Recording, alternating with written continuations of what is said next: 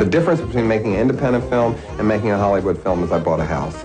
Like no other in suburban Baltimore. It is the house of a man who wrote the book on schlock value and plays it for all it's worth. John Waters. May I ask who's calling? Hold on a moment. Mother Teresa. Tell her I call her back.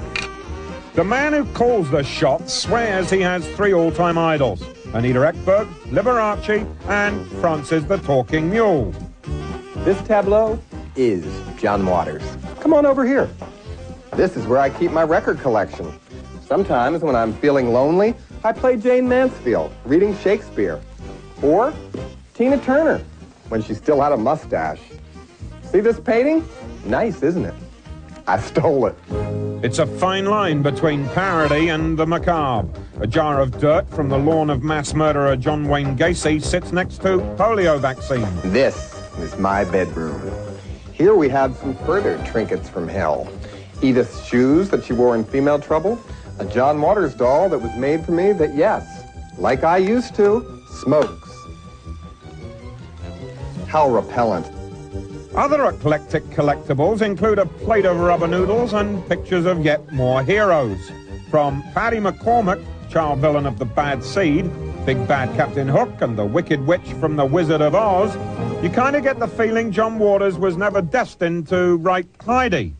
Yes, this is my workspace. Right at this table is where I've thought up every celluloid atrocity I've ever written, and all 3 of my books. Right now, I'm doing an article for Vanity Fair on what famous criminals wore when they committed the crimes, what they wore to court, and how they dealt with fashion when they had a life sentence.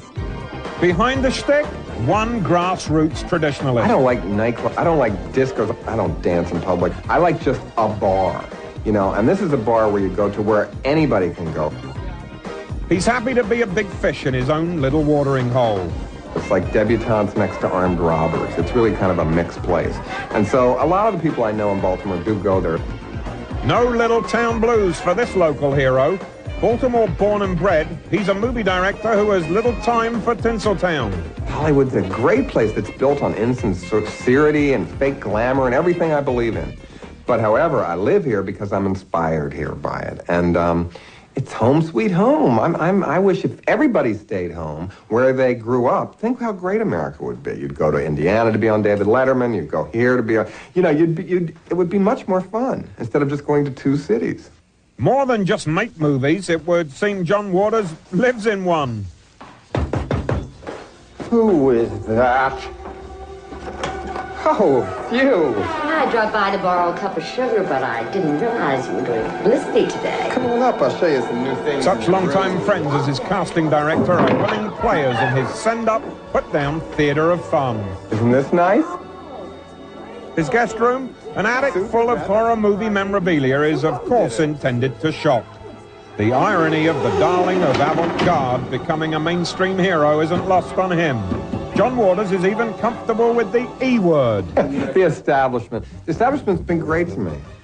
They've always, I was always in the early days, they weren't mean to me. I was an amusing footnote that clawed his way to a paragraph. John Waters, truly enjoying the fruits of success.